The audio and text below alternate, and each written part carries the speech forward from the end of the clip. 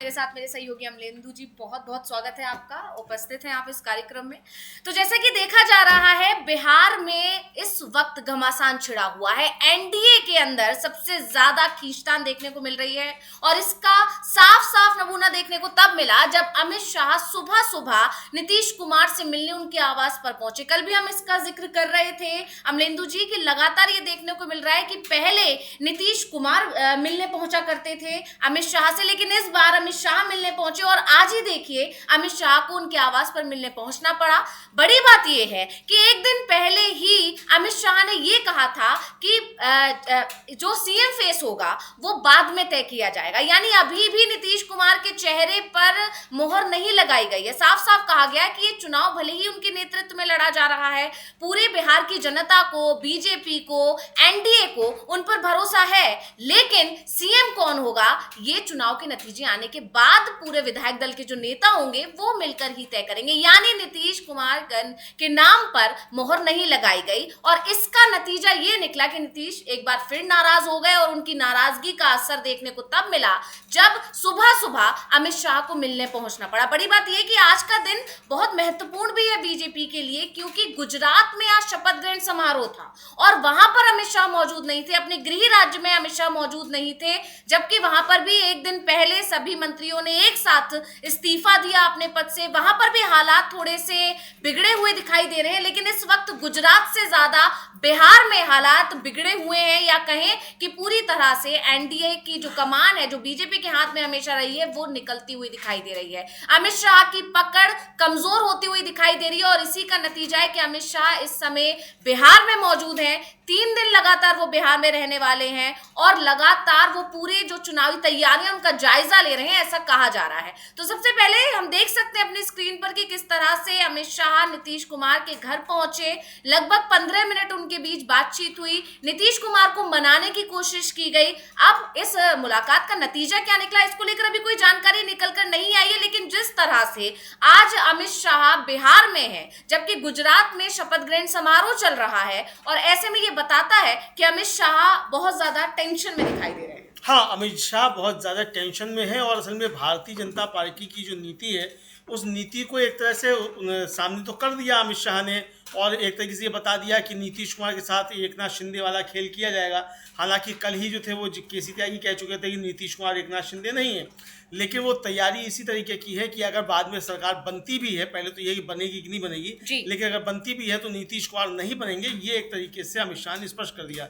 इसके बाद नीतीश कुमार बहुत ज़्यादा नाराज बताए गए और नीतीश कुमार ने कहा यह जा रहा है कि चेतावनी दे दी बीजेपी को कि अब कोई बड़ा खेल कर देंगे, क्योंकि अभी भी समय बचा हुआ है नॉमिनेशन का, तो इसलिए अभी भी कोई बड़ा खेल किया जा सकता है। तो इसके बाद घबराए हुए भाग्य अमित शाह जो है मिलने के लिए पहुंचे नीतीश कुमार से, और नीतीश कुमार ने फोटो शूट भी कराया है उनका बाहर अपने पोर्टिको में खड़े होकर कि अमित शाह मिलने के लिए पहुंचे हैं। ये तो अभी हम लोग दिखा रहे हैं विजुअल कि ये मिलने के लिए जा रहे हैं, लेकिन वो विजुअल भी हम लोग दिखा सकते हैं कि अमित शाह जो हैं वो नीतीश कुमार से मिल रहे हैं और नीतीश कुमार पोर्टिको में खड़े होकर उनसे मुलाकात कर रहे हैं। तो यानी नीतीश कुमार ने एक तरीके से कहा जाए झुका दिया अमित शाह को इस मामले में कि जाकर उनको मनाने की कोशिश करनी पड़ी है, मनाया मत कि मामले का रुख समझिए, इस तरह की कोशिश की गई है। ये देखिए ये पोर्टिको में ही जो है खड़े होकर मुलाकात हो रही है, बाहरी फोटो खिंचाया है, तो ये साफ तौर पर देखा जा सकता है कि उन्होंने किस तरीके से फोटो सेशन करवाया ताकि ये जाहिर किया जा सके कि अमित शाह मिलने के लिए पहुंचे थे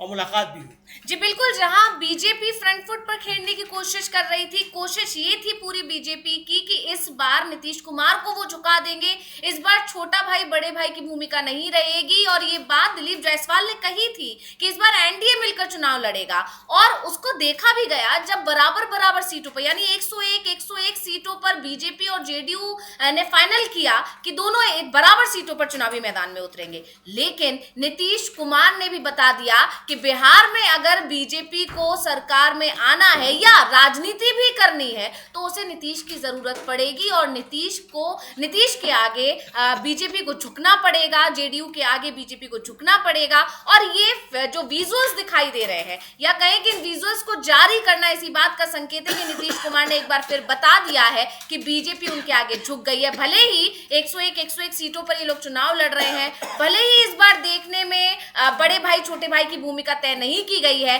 लेकिन नीतीश कुमार का दबदबा आज भी कायम है और नीतीश कुमार बीजेपी की मजबूरी बने हुए हैं और ये मजबूरी देखने को मिली जब अमित शाह को पहुंचना पड़ा। और बड़ी बिल्कुल सही कह रहे हैं आप अमलेंदु जी, जिस तरह से विजुअल्स जारी किए गए, नहीं तो आमतौर पर इस तरह की मुलाकातें जो होती हैं उसके विजुअल्स जारी नहीं किए जाते हैं, लेकिन विजुअल जारी करके बिहार की जनता को और सभी को ये मैसेज पहुंचाने की नीतीश कुमार ने कोशिश की है कि बीजेपी और उसके आगे कहीं ना कहीं झुकी हुई है। हाँ बिल्कुल, ये बताने की कोशिश की है नीतीश कुमार ने कि हमने अभी भी जो है दबाया हुआ है, और ये संदेश एक तरीके से बीजेपी को भी दिया है नीतीश कुमार ने।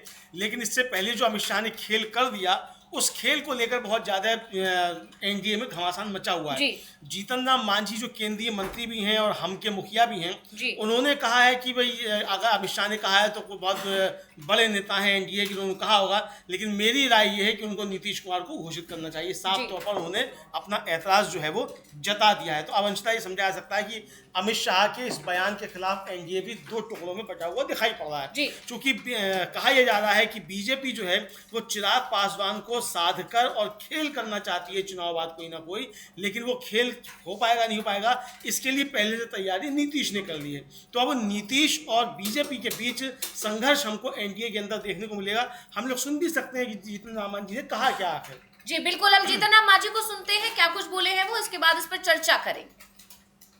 सुन रहे थे और उन्होंने एक बार फिर कहीं ना कहीं ये बताने की जरूर कोशिश की कि एनडीए में सब कुछ ठीक है, लेकिन एक बार फिर से उन्होंने नीतीश कुमार की नाराजगी का समर्थन कर दिया। और ये पहली बार नहीं है, इससे कुछ दिन पहले भी उनका जो बयान आया था उसमें उन्होंने खुलकर नीतीश कुमार की नाराजगी को सही ठहराया था। और इसके बाद चिराग पासवान जिन 2 सीटों पर अपनी दावेदारी ठोक रहे हैं उस पर अपने 2 उम्मीदवार उतारने का ऐलान भी कर दिया था। यानी जीतन राम मांझी खुलकर नीतीश कुमार के साथ खड़े हो गए हैं और ये बता रहा है कि एनडीए में सब कुछ ठीक नहीं है। और एक तरह से बीजेपी जिस तरह चिराग पासवान को बहुत ज्यादा समर्थन करके खुद को मजबूत समझ रही थी, वो बीजेपी अब अलग थलग पड़ती दिखाई दे रही है, क्योंकि चिराग पासवान ने बीजेपी की मजबूरी को भांपकर कहीं ना कहीं उस पर दबाव बनाने की कोशिश की। और जिस तरह से चिराग दबाव बनाने में कामयाब हुए, उसी रणनीति को फिर चाहे नीतीश कुमार हो यानी जेडीयू हो या फिर जीतन राम मांझी हो या उपेंद्र कुशवाहा हो, हर कोई फिर उसी तरह से अब बीजेपी पर दबाव बना रहे हैं। और बीजेपी अब अलग थलग पड़ गई है बिहार में, उसके सभी सहयोगी उस पर एक तरह से विश्वास नहीं जता पा रहे हैं। और यही नतीजा है कि अमित शाह की टेंशन इसलिए बढ़ी हुई है क्योंकि सभी पूरी रणनीति वही संभाल रहे थे, किस तरह से किसको कितनी सीटें देनी है, पूरी तरह से सारी कमान उनके हाथ में थी। लेकिन वो उनसे एक तरह से वहां पर वो फेल दिखाई दिए हैं और इसी का नतीजा है कि अमित शाह को 3 दिन का डेरा डालना पड़ा है बिहार में। और अब नीतीश कुमार से मिलने जाना पड़ा है। जो विजुअल्स हम देख सकते हैं, 15 मिनट लगभग ये मुलाकात हुई और इस 15 मिनट की मुलाकात का पूरा फोटो शूट किया जाना ये बताता है कि सिर्फ ये संकेत देने की कोशिश की गई है नीतीश कुमार की तरफ से कि बीजेपी मेरे आगे मजबूर है और बीजेपी को वो मानना पड़ेगा जो हम कहेंगे। हाँ बिल्कुल, ये साफ तौर पर उन्होंने ये दिखाने की कोशिश की है और एक दबाव बनाने की भी कोशिश है और ये बताने की कि इतना तो कहना पड़ा अमित शाह को भी मजबूर होकर कि नीतीश कुमार के नेतृत्व में चुनाव लड़ा जाएगा। लेकिन नेतृत्व में चुनाव तो लड़ा जाएगा, लेकिन जब ये कह दिया कि सीएम का फैसला जो है वो विधायक दल करेगा बाद में, इसका मतलब कि नीतीश के बारे में कोई घोषणा नहीं की गई कि वो मुख्यमंत्री बनेंगे कि नहीं बनेंगे।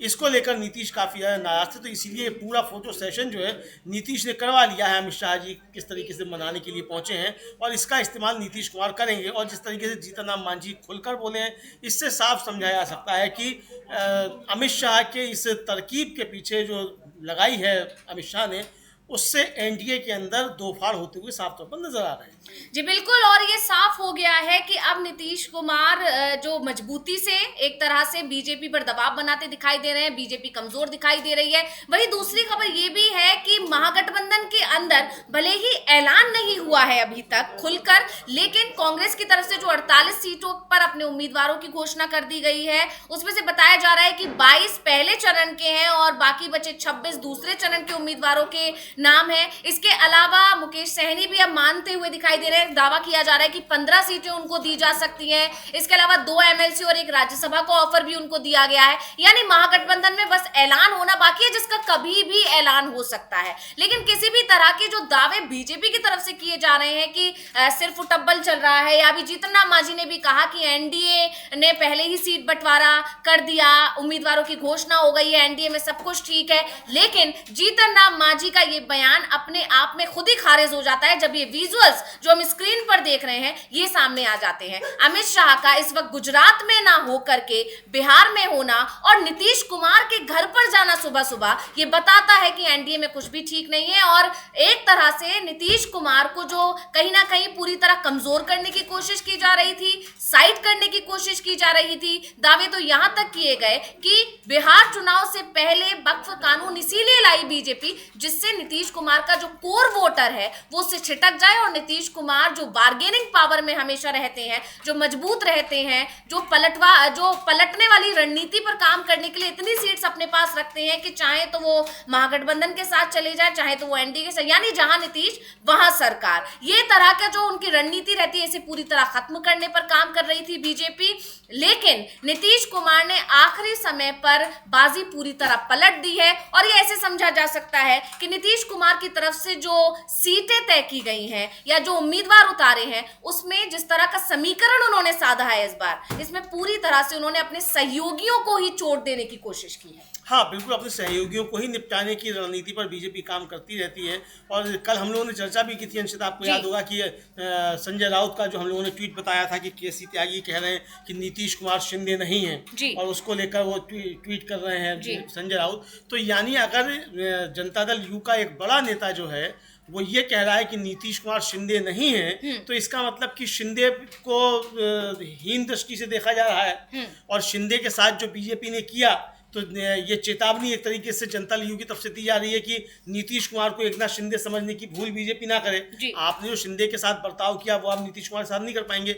ये एक तरीके से साफ तौर पर जनता दल यू की तरफ से संदेश दे दिया गया, और उसी संदेश का नतीजा ये निकला है कि नीतीश कुमार को इनको अमित शाह को मजबूर होकर मिलने के लिए जाना पड़ा है नीतीश कुमार के घर। वरना अब तक होता ये था कि नीतीश कुमार मिलने अमित शाह से जाया करते थे होटल में। पिछली बार भी जब आए थे अमित शाह तो होटल में जाकर उनसे मुलाकात की थी, ये हम लोगों ने देखा था। और दिल्ली जब आते थे नीतीश कुमार तो उनकी मुलाकात नहीं हो पाती थी अमित शाह से, क्योंकि अमित शाह के पास टाइम नहीं होता था नीतीश कुमार से मिलने का। लेकिन अब परिस्थितियां उल्टी नजर आ रही हैं, और ये बीजेपी को समझ में आ गया है कि उसने जो दांव चला है वो बीजेपी के गले की फांस बनता चला जा रहा है। जी बिल्कुल। और वही दूसरी तरफ जिस तरह से खबरें हैं कि अमित शाह की पूरी पकड़ बहुत ज्यादा ढीली पड़ती जा रही है बिहार में, इसका अंदाजा ऐसे भी लगाया जा सकता है कि उन्होंने पूरी रिपोर्ट मांगी है, चुनावी तैयारियों की पूरा जायजा लिया है। दिलीप जायसवाल ने इसको लेकर जानकारी दी है, क्या कुछ बोले हैं दिलीप जायसवाल, एक बार सुन लेते हैं। पहले ये पता चल रहा है कि किस तरह से अमित शाह की पकड़ पूरी तरह कमजोर है, और उनके कार्यकर्ता ही अब उनकी नहीं सुन रहे हैं। इस पर भी हम चर्चा कर रहे हैं, लगातार बने हुए हैं, लेकिन पहले दिलीप जायसवाल को सुन लेते हैं। दिलीप जायसवाल को सुन रहे थे, और इसमें बड़ी बात यह है कि उन्हें आखिरी में सफाई देनी पड़ी है कि भले ही अमित शाह ने अभी नीतीश कुमार का नाम नहीं लिया है, लेकिन उन्होंने ये जरूर कहा है कि बीजेपी हो चाहे जनता हो या पूरा एनडीए गठबंधन को, सबको ही नीतीश कुमार पर पूरा भरोसा है। तो आखिर ये सफाई क्यों देनी पड़ी, ये सवाल बड़ा इसलिए है, और इसकी वजह निकल कर आई जब नीतीश कुमार की तरफ से अल्टीमेटम दे दिया गया, और उस अल्टीमेटम का नतीजा रहा कि अमित शाह को सुबह सुबह जाकर नीतीश कुमार से उनके आवास पर मुलाकात करनी पड़ी। इस पर आगे हम लगातार चर्चा करते रहेंगे अमलेंदु जी, लेकिन फिलहाल सबसे बड़ी खबर जो इस वक्त चल रही है वो राहुल गांधी जिस तरह से पहुंचे हैं हरिओम वाल्मीकि के परिवार से मिलने, और किस तरह वहां पर उन्हें रोकने की कोशिश की गई, बावजूद इसके राहुल गांधी मिलने पहुंचे। किस तरह से ये भी खबरें चल रही हैं कि प्रशासन ने रोकने की कोशिश की, वहीं दूसरी तरफ परिवार पर दबाव बनाया गया, और ये आरोप लग रहे हैं बीजेपी पर कि परिवार पर ये दबाव बनाया गया कि वो राहुल गांधी से मिलने से इनकार कर दे, या कह दे राहुल गांधी यहाँ पॉलिटिक्स करने ना आए। तो ये पूरा मामला बहुत ज्यादा सुर्खियों में इस वक्त बना हुआ है, लेकिन राहुल गांधी जिस तरह मिलने पहुंचे हैं उसको हम सुन सकते हैं। राहुल गांधी ने परिवार से मिलने के बाद क्या कुछ कहा, सुन रहे थे। हरिओम वाल्मीकि के परिवार से उन्होंने मुलाकात की, और उन्होंने गंभीर आरोप लगाया है कि परिवार के साथ अपराधियों जैसा व्यवहार किया जा रहा है। राहुल गांधी ने इसके साथ एक ट्वीट भी किया है अपनी इस मुलाकात के बाद। हम पहले वो ट्वीट को पढ़कर बता देते हैं आपको। राहुल गांधी ने लिखा है, हरिओम वाल्मीकि की नृशंस हत्या ने पूरे देश की अंतरात्मा को झकझोर दिया है। उनके परिवार की आंखों में दर्द के साथ एक सवाल था, क्या इस देश में दलित होना अब भी जानलेवा गुनाह है?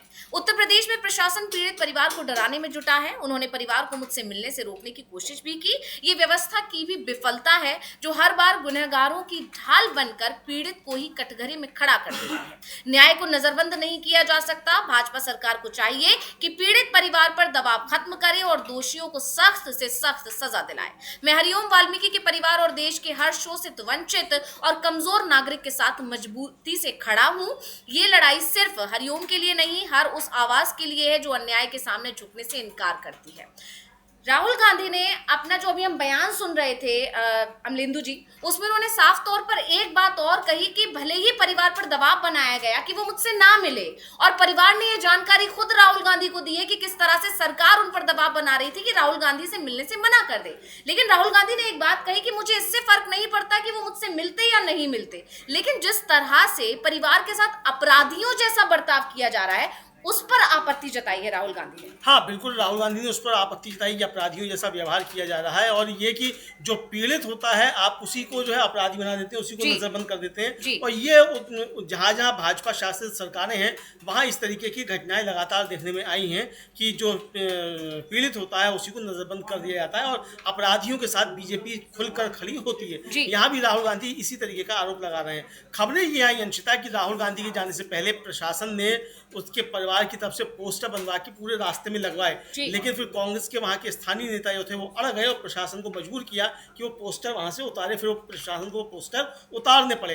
और जो वीडियो जारी कराया गया था दबाव देकर, उसको फिर बाद में परिवार के लोग मिले भी, राहुल गांधी से अपनी उन्होंने बात भी रखी। और हम देख सकते हैं कि वहाँ किस तरीके से एक नेता जो है वहाँ के वो बता रहे हैं कि किस तरीके से प्रशासन ने क्या क्या गड़बड़ियाँ करने की कोशिश की। जी बिल्कुल, हम सुन सकते हैं कांग्रेस नेता है विवेकानंद, उन्होंने क्या कुछ बोला है, किस तरह से उन्होंने बताया है कि प्रशासन ने रोकने की कोशिश की थी, मुलाकात करने से रोकने की कोशिश की परिवार को, और किस तरह से ये दिखाने की कोशिश की कि परिवार राहुल गांधी से मिलना ही नहीं चाहता है। पूरी जानकारी उन्होंने दी है। क्या कुछ हुआ वहां पर राहुल गांधी के मुलाकात से पहले, सुन लेते हैं। नेता को सुन रहे थे विवेकानंद पाठक, जिन्होंने बताया कि किस तरह से परिवार पर दबाव बनाया जा रहा था प्रशासन की तरफ से, सरकार की तरफ से, कि वो राहुल गांधी से मिलने के लिए पूरी तरह मना कर दे, लेकिन परिवार ने मना नहीं किया और परिवार से राहुल गांधी मिलने पहुंचे। परिवार ने पूरी मुलाकात की, उसके बाद बताया कि किस तरह से राहुल गांधी ने उनको हर तरह की सुविधा उपलब्ध कराने का, न्याय दिलाने का आश्वासन दिया है। परिवार ने उस मुलाकात को लेकर जानकारी दी, ये बताया कि किस तरह से राहुल गांधी और वो उनसे मिलकर संतुष्ट हुए हैं। यानी एक तरह से देखा जा सकता है कि राहुल गांधी को जब जब भी कोशिश की गई है मतलब जब भी कहीं कोई घटना हुई है, अक्सर देखा गया है कि राहुल गांधी उस परिवार से मिलने की कोशिश करते हैं और उन्हें बार बार रोकने की कोशिश की जाती है। तो अमलेंदु जी, आपके पास आना चाहूंगी, आखिर इसकी क्या वजह है? मतलब राहुल गांधी की जो लोकप्रियता इतना बढ़ रही है, जिस तरह से जनता का विश्वास उन पर बढ़ रहा है, कहीं ना कहीं उससे सरकार डर जाती है। हाँ, सरकार उससे भी डर जाती है, दूसरा इससे भी डर जाती है कि सरकार जिस तरीके से खुलकर अपराधियों के साथ खड़ी होती है तो राहुल गांधी के पहुंचने से उस सारी चीज़ें खुलकर सामने आ जाती हैं। अंशिता, आपको याद होगा कि कोरोना काल में जो हाथरस वाला कांड हुआ था, उस समय भी राहुल गांधी को, प्रियंका गांधी को रोकने की बहुत कोशिश की गई थी, लेकिन वो मसला दबा नहीं।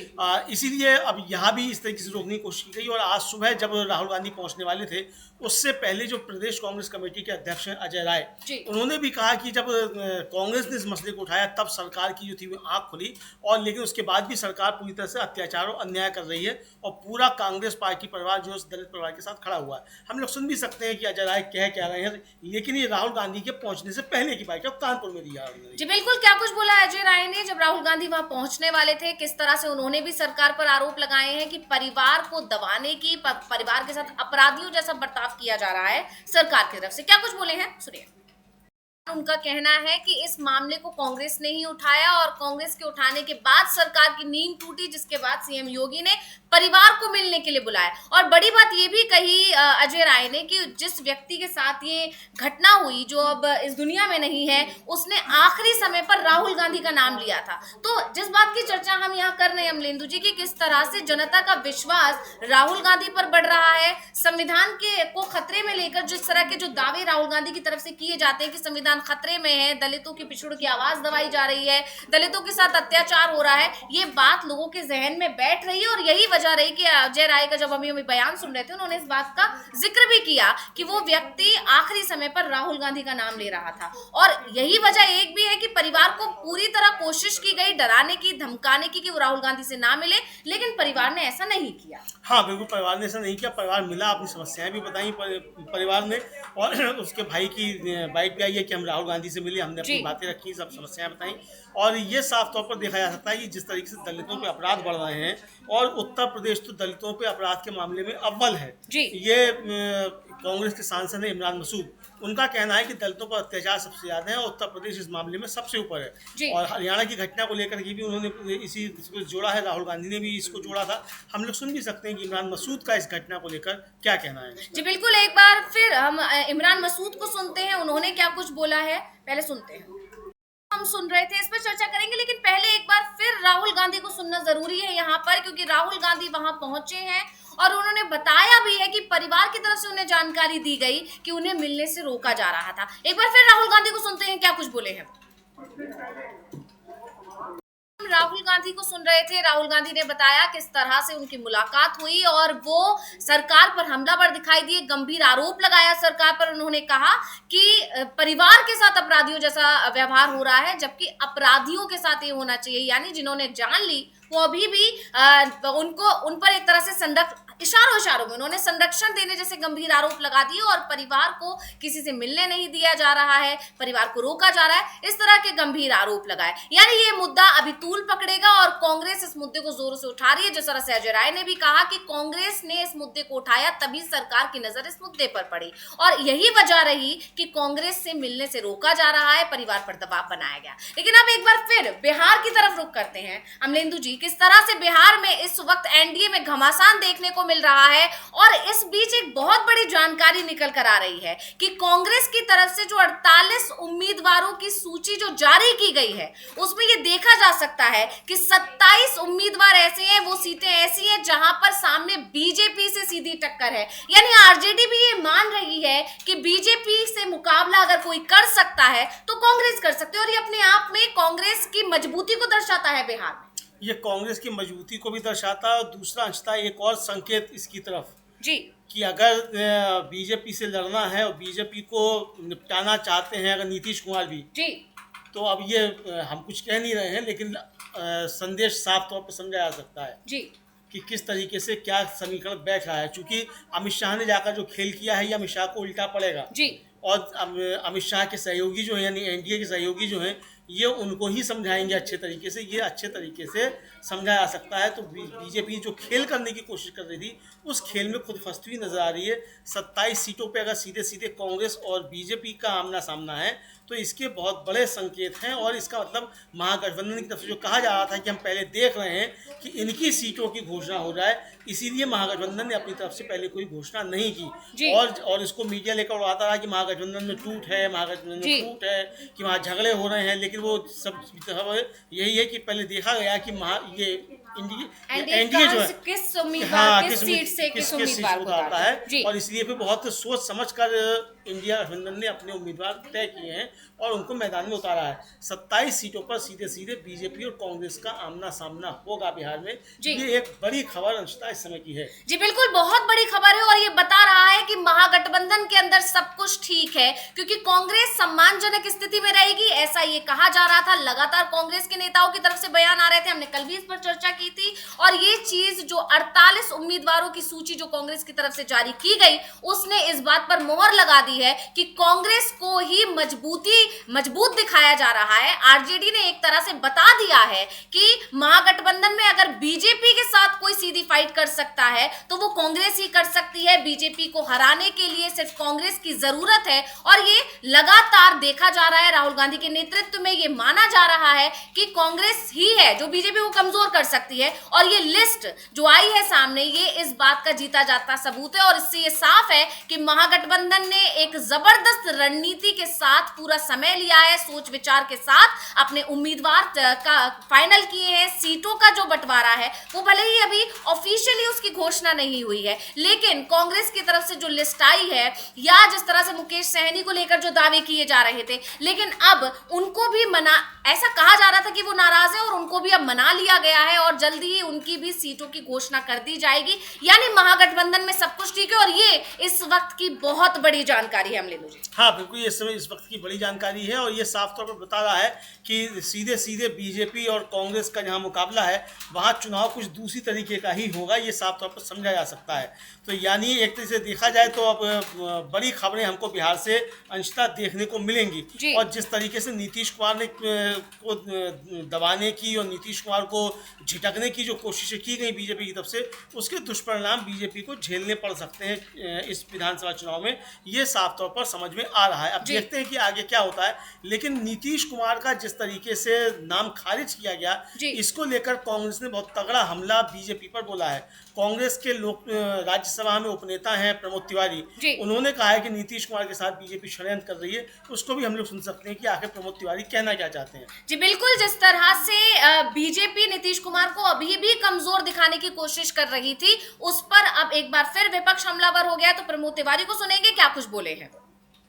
नीति क्या है, यानी अमित शाह ने जो कहा कि भले ही नेतृत्व में अभी चुनाव लड़ा जा रहा है, लेकिन ऐसा बिल्कुल ना माने जेडीयू या बिहार की जनता की सीएम में नीतीश कुमार ही रहने वाले हैं और इसका उल्टा असर पड़ता हुआ दिखाई दिया। नीतीश कुमार ने अल्टीमेटम दे दिया, नतीजा ये हुआ कि अमित शाह को सीधे उनसे मिलने जाना पड़ा और इसी को लेकर प्रमोद तिवारी ने साफ कर दिया है कि बीजेपी अभी भी नीतीश कुमार के साथ खेल करने की प्लानिंग कर रही है और नीतीश कुमार ये समझ चुके हैं और हो सकता है कि नीतीश कुमार अभी जिस तरह से मिलने पहुंचना पड़ा है अमित शाह को मनाने के लिए नीतीश कुमार को, इससे साफ है कि कहीं ना कहीं नीतीश कुमार ने उनको बता दिया है कि अभी भी समय है, आप संभल जाइए, नहीं तो हम कहीं और भी निकल सकते हैं। हाँ बिल्कुल, ये एक तरीके से साफ तौर पर संकेत दे दिया है नीतीश कुमार ने और ये चर्चा बहुत चल रही है कि नीतीश कुमार को जिस तरीके से बीजेपी साइडलाइन करने की कोशिश कर रही है, लेकिन उनके कंधे पर चढ़कर चुनाव भी लड़ना चाहती है। तो नीतीश कुमार जो है वो, जैसा कि कहा केसी त्यागी ने कि नीतीश कुमार एकनाथ शिंदे नहीं है, तो ये नीतीश कुमार ने संकेत देना शुरू कर दिए हैं कि नीतीश कुमार एकनाथ शिंदे नहीं है और बीजेपी को इसको समझना चाहिए। हो सकता है अंशिता कि आने वाले समय में नीतीश कुमार ज़्यादा दबाव बढ़ाएं तो शायद बीजेपी को मजबूर होकर घोषणा करनी पड़े कि नीतीश कुमार ही चेहरा हैं और रहेंगे। ये क्योंकि दिलीप जायसवाल तो कह रहे हैं कि हमारे नेता हैं, उन्हीं के नेतृत्व हम लड़ रहे हैं और बाद में भी रहेंगे, लेकिन दिलीप जायसवाल के कहने से बात थोड़ी बनेगी। बात तो बनेगी या तो नरेंद्र मोदी का या अमित शाह का है, बाकी किसी का तो कोई मतलब है नहीं बीजेपी के अंदर कुछ भी कहने का। तो जब तक नरेंद्र मोदी या अमित शाह नहीं कहते हैं कि चुनाव के बाद भी नीतीश कुमार ही एनडीए के अगर सरकार बनती है तो मुख्यमंत्री होंगे, तब तक किसी के कुछ कहने का कोई मतलब नहीं है, ये साफ तौर पर समझा जा सकता है। लेकिन जिस तरह से अमित शाह के बयान के बाद दिलीप जायसवाल के बयान में उस पर सफाई दी गई, सफाई के उस पर एक तरीके से पेंट करने की कोशिश की, मतलब ढकने की कोशिश की, जो गड्ढे खोद दिए थे अमित शाह ने, उन गड्ढों को भरने की कोशिश की। उसका अगर असर जो है बहुत नेगेटिव दिखने लगा, जब उसका असर नेगेटिव दिखने लगा और जब नीतीश कुमार की नाराजगी सामने आ गई कि नीतीश कुमार नाराज है, तो फिर अमित शाह को मिलने भी जाना पड़ा है नीतीश कुमार से और दिलीप जायसवाल जो है उस पर लीपापोती करते हुए नजर भी आ रहे हैं अमित शाह के बयान पर। जी बिल्कुल, और यहाँ पर ये बताता है कि एनडीए के अंदर कुछ भी ठीक नहीं है, ये साफ हो गया। लेकिन महागठबंधन को लेकर जिस तरह के दावे लगातार किए जा रहे हैं बीजेपी के लोगों की तरफ से, चाहे हम जीतन राम मांझी को, अभी हम एनडीए के जो नेता हैं उनकी तरफ से सुन सकते हैं, या लगातार दिलीप जायसवाल हो या बीजेपी के दूसरे तमाम नेता हो, वो ये बताने की जो कोशिश कर रहे हैं कि महागठबंधन में सब कुछ ठीक नहीं है, एनडीए में सब कुछ ठीक है, क्योंकि एनडीए ने पहले सीटों का ऐलान कर दिया, सीटों की घोषणा कर दी, उम्मीदवारों का चयन हो गया, सब कुछ हो गया है। लेकिन इसके उलट देखा ये जा रहा है कि महागठबंधन शांति से काम कर रहा है, एक अच्छी रणनीति के साथ काम कर रहा है, क्योंकि महागठबंधन में किसी का भी दबाव किसी पर नहीं काम कर रहा है, जबकि इधर एनडीए के अंदर सहयोगियों के दबाव में बीजेपी लगातार दिखाई दे रही है। वहां पर एक साथ मिलकर काम चल रहा है। आरजेडी ने कभी भी कहीं भी ये नहीं दर्शाया है कि उसी के नेतृत्व में चुनाव लड़ा जा रहा है, लेकिन यहाँ पर कहना पड़ रहा है बीजेपी को भी कि नेतृत्व नीतीश कुमार का ही रहेगा, लेकिन होल्ड बीजेपी ने सारा रखा हुआ है और इसी के चलते यहाँ पर बगावत देखने को मिल रही है, लगातार दबाव की रणनीति देखने को मिल रही है। और अमित शाह को 3 दिन के लिए बिहार में अगर रुकना पड़ा है तो ये बताता है कि भले ही सीटों का बंटवारा हो चुका है, उम्मीदवारों का ऐलान हो चुका है, सब कुछ हो चुका है, लेकिन अभी भी हालात ऐसे बने हुए हैं कि एनडीए बिखरा हुआ है। और एनडीए महागठबंधन के खिलाफ नहीं, बल्कि जो तस्वीरें निकल कर आ रही है, जो खबरें निकल कर आ रही हैं, वो ये बता रही हैं कि आपस में एक दूसरे के ही खिलाफ लड़ रहे हैं एनडीए के सभी सहयोगी। हाँ बिल्कुल, एनडीए के सभी सहयोगी एक दूसरे के खिलाफ ही लड़ रहे हैं, ये साफ तौर पर देखा जा सकता है। और ये साफ तौर पर समझ में आ रहा है कि किस तरीके से नीतीश कुमार को दबाने की वहाँ कोशिशें की जा रही हैं। लेकिन अंशिता, एक बात तो ठीक समझ में आती है और नीतीश कुमार समझ रहे हैं कि अगर नीतीश कुमार को इस एनडीए गठबंधन में बड़ा भाई बन के रहना है तो जो 27 सीटों पर कांग्रेस का सामना मुकाबला है, ये 27 सीटें बीजेपी को हारनी होंगी जी। मतलब सीधा सीधा एक संकेत ये है।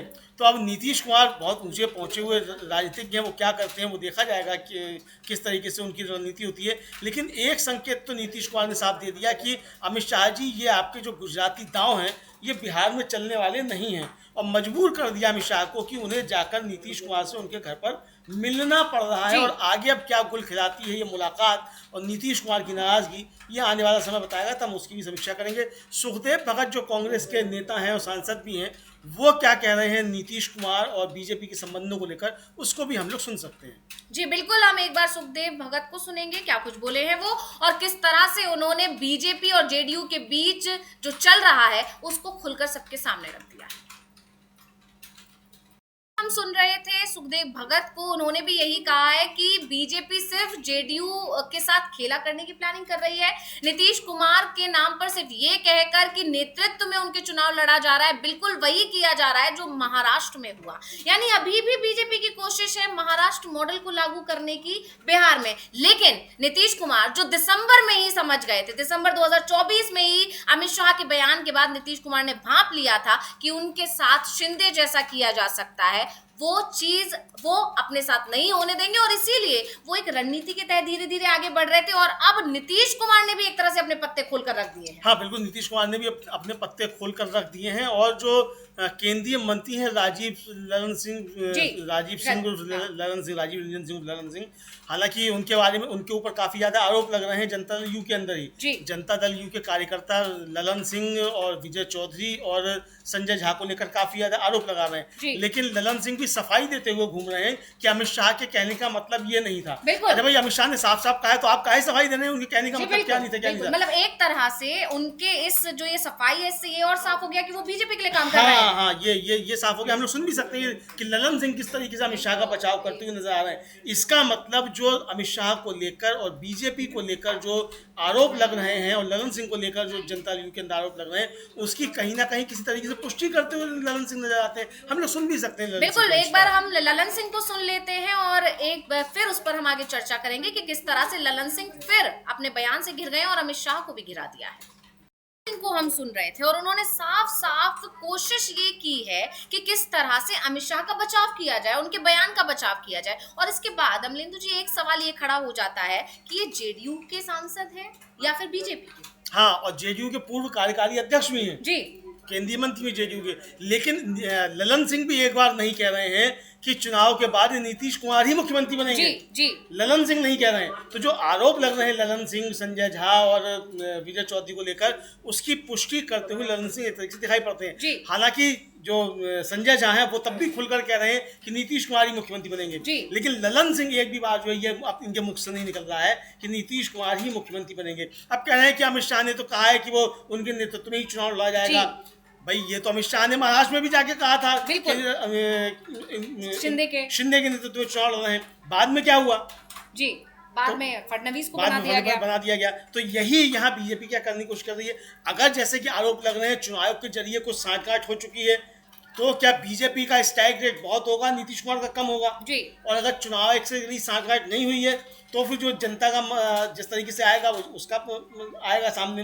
तो जो भी परिस्थितियां बनेंगी, लेकिन ललन सिंह को एक बार साफ कहना चाहिए कि सरकार बनी तो मुख्यमंत्री नीतीश कुमार ही होंगे। ये साहस कहने का ललन सिंह क्यों नहीं जुटा पा रहे हैं? जी बिल्कुल, और ये लगातार देखा जा रहा है, लगातार ललन सिंह का जो स्टैंड रहा है उसको लेकर सवाल उठते रहे हैं। जब से वो केंद्रीय मंत्री बने हैं खासकर, तब से ये सवाल उठते रहे हैं कि क्या वो बीजेपी के लिए काम कर रहे हैं। यहाँ तक कि कई मौकों पर देखा गया कि नीतीश कुमार ने भी ललन सिंह पर तंज कसा है। उन्होंने बार बार बीजेपी आलाकमान को ये याद दिलाने की कोशिश की है कि आज भले ही आपकी चाकरी कर रहे हैं या आज भले ही ये आपके आगे झुक नतमस्तक दिखाई दे रहे हैं, चाहे वक्फ कानून हो या अधिनियम पर जब चर्चा चल रही थी उस दौरान बिल्कुल वो बार बार ये याद दिला रहे हैं कि आज ये भले ही आपके सामने नतमस्तक है, लेकिन यही थे जिसकी वजह से पहले एनडीए टूटा था और हमने महागठबंधन के साथ मिलकर सरकार बना ली थी बिहार में। तो ये सारी चीजें बार बार याद दिलाना बताता है कि ललन सिंह के खिलाफ जेडीयू के अंदर नाराजगी है, ललन सिंह का स्टैंड जो रहता है नाराजगी है, और ललन सिंह कहीं ना कहीं बीजेपी के इशारे पर बीजेपी के लिए काम कर रहे हैं। और यही वजह भी है कि जेडीयू ने जब नीतीश कुमार को ये जानकारी मिली सीट बंटवारे को लेकर, तो कहीं ना कहीं ललन सिंह या संजय झा इन सब पर उन्होंने नाराजगी भी जाहिर की कि आखिर आप लोग कर क्या रहे थे। तो एक तरह से बीजेपी ने जेडीयू के अंदर जबरदस्त सेंध लगा रखी है, ये बात समझ में आ चुकी है नीतीश कुमार को, और इसी वजह से नीतीश कुमार ने अब अपने पत्ते खोल दिए कि आखिर उनकी क्या रणनीति है। और वहीं ललन सिंह का ये बयान आना कि नीतीश कुमार को लेकर जो बयान अमित शाह ने दिया है वो तोड़ मरोड़ कर पेश किया जा रहा है, और ये एनडीए की हमेशा से नीति रही है, परंपरा रही है कि बाद में ये तय होता है। तो बाद में तय जब सब जगह होता है और नेतृत्व को लेकर नीतीश कुमार को लेकर कहा जा रहा है, तो ऐसा ही जैसे आपने अभी कहा भी कि सेम लाइन सेम बयान अमित शाह ने महाराष्ट्र चुनाव के दौरान भी दिया था, और शिंदे को लेकर भी यही कहा जा रहा था कि चुनाव शिंदे के नेतृत्व में ही लड़ा जा रहा है, और आगे जब नतीजे आएंगे उसके बाद अगर सरकार बनेगी एनडीए की तो फिर विधायक दल चुनेगा कि उनका नेता कौन होगा। लेकिन जब नतीजे आए तो सबने देखा कि बीजेपी ने खेल कर दिया, और यही चीज बीजेपी अब बिहार में करना चाह रही थी, लेकिन नीतीश कुमार ने भांप लिया। और जिस तरह से अल्टीमेटम दिया गया नीतीश कुमार की तरफ से, उनकी पार्टी की तरफ से अमित शाह को, कि अमित शाह को दौड़ भागे भागे पहुंचना पड़ा नीतीश कुमार से मिलने के लिए। हाँ बिल्कुल, नीतीश कुमार से मिलने के लिए भागे भागे पहुंचना पड़ा, और ये दबाव जो है अंशिता साफ तौर पर देखा जा सकता है कि अब नीतीश कुमार का दबाव काम करना शुरू कर दिया। इधर एक बड़ी खबर और है अंशिता कि राहुल गांधी जो लोकसभा में नेता प्रतिपक्ष हैं, कांग्रेस के सांसद हैं, वो अभी फतेहपुर में तो मिले ही जाकर हरिओम वाल्मीकि के परिवार से। राहुल गांधी अब जा रहे हैं असम, और असम जाकर वो जो जुबिन गर्ग हैं उनके परिवार से जाकर मिलेंगे और उनको सांत्वना देंगे।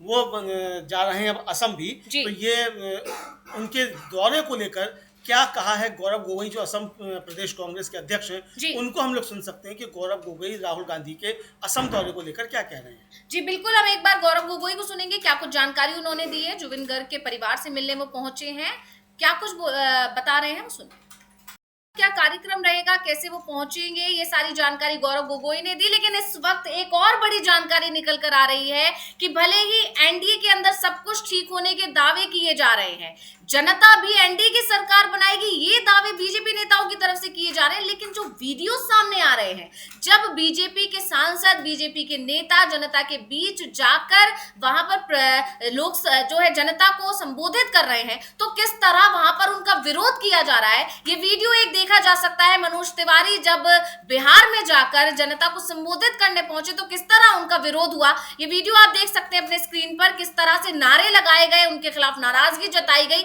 यानी मनोज तिवारी की ही लोकप्रियता बिहार में नहीं है, तो फिर अमित शाह और मोदी की लोकप्रियता का क्या होगा, इससे ये अंदाजा लगाया जा सकता है। अमलेंदु जी, हाँ बिल्कुल, मनोज तिवारी अगर जा रहे हैं तो जा तो वहां रहे हैं बीजेपी के नेता के तौर पे ही, और अगर मनोज तिवारी जबकि भोजपुरी के बड़े कलाकार भी हैं, वो भोजपुरी के गायक भी हैं, तो उनका अगर इस तरीके से हो रहा है तो ये साफ तौर पर समझा जा सकता है कि किस तरीके की चीज़ें वहाँ हो रही हैं। देखिए हम इसको फुल उस पर स्क्रीन पर भी देख सकते हैं कि किस तरीके से वहाँ जो है उनको झंडे दिखाए जा रहे हैं, विरोध हो रहा है। मनोज तिवारी जब पहुँचे हैं तो ये हम लोग देख सकते हैं ये साफ तौर पर किस तरीके से मनोज तिवारी जो है भारी विरोध उनका जो है दिखाया जा रहा है, और काले झंडे जो दिखाए जा रहे हैं। ये वहाँ बिहार का हाल है।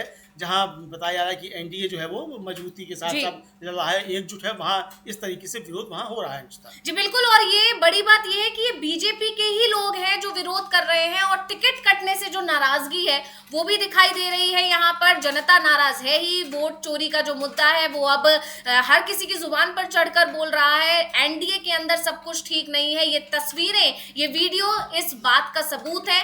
इससे पहले नीतीश कुमार से जो मुलाकात करने पहुंचे और जिस तरह से नीतीश कुमार ने उसका पूरा विजुअल एक तरह से शूट करवाया, और उस वीडियो को जिस तरह से पूरे सोशल मीडिया पर अब फैलाया जा रहा है, वो नीतीश कुमार की तरफ से या जेडीयू की तरफ से ये बताने की कोशिश है कि अमित शाह को या बीजेपी को उन्होंने अपने आगे झुकने पर मजबूर कर दिया है। क्योंकि सितंबर तक ये हालात थे कि अमित शाह जब आते थे तो नीतीश कुमार उनसे मिलने पहुंचते थे, लेकिन अब चुनाव की तारीखों का ऐलान होते ही अमित शाह को मिलने पहुंचना पड़ा नीतीश कुमार से, जो अपने आप में एक बहुत बड़ा फेरबदल देखा जा सकता है। हाँ बिल्कुल, ये काफी बड़ा फेरबदल है, और इसका मतलब कि बिहार की जो हवा है जी वो अब बदलती हुई दिखाई पड़ रही है, और एनडीए के अंदर भी सब कुछ ठीक ठाक नहीं है। और एक तरह से देखा जाए, चुनाव में दबाव जिस तरीके से पड़ता जा रहा है बीजेपी और एनडीए पे, ये भी साफ तौर पर दिखाई पड़ रहा है। नीतीश कुमार ने अपने हाथ जो हैं वो थोड़ा पीछे को खींचे हैं कि अब नीतीश कुमार खुद अपने लिए काम करेंगे, बीजेपी के लिए काम नहीं करेंगे, साफ तौर पर समझा जा सकता है। लेकिन महत्वपूर्ण प्रश्न ये है कि ललन सिंह के मुख से, श्री मुख से एक भी बार क्यों नहीं निकल रहा कि चुनाव के बाद सरकार बनती है तो मुख्यमंत्री नीतीश कुमार ही होंगे। ये बात कहने का साहस ललन सिंह क्यों नहीं जुटा पा रहे हैं, ये बड़ा सवाल है जी बिल्कुल। और वहीं दूसरी तरफ महागठबंधन को लेकर जो दावे लगातार किए जा रहे थे, महागठबंधन के अंदर सब कुछ ठीक नहीं है, महागठबंधन में अभी तक सीट बंटवारा नहीं हुआ है, क्यों घोषणा नहीं हो रही है, क्या सबके बीच सहमति नहीं बन पा रही है।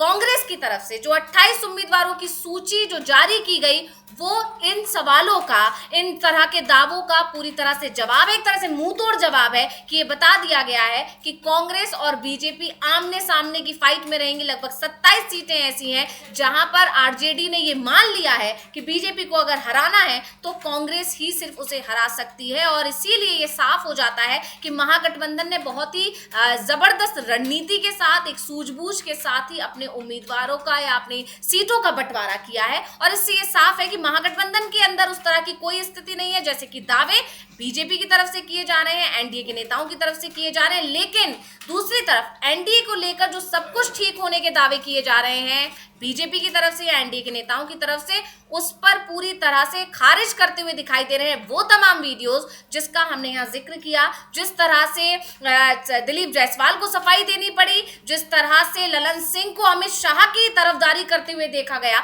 उससे साफ है कि कहीं ना कहीं एनडीए में सब कुछ बिखर गया है। और जैसे दावे हम भी लगातार कर रहे हैं कि चुनाव से पहले एनडीए के अंदर बिखराव हो जाएगा, और जैसे ही तारीखों का ऐलान हुआ है ये बिखराव खुलकर सबके सामने आ गया है।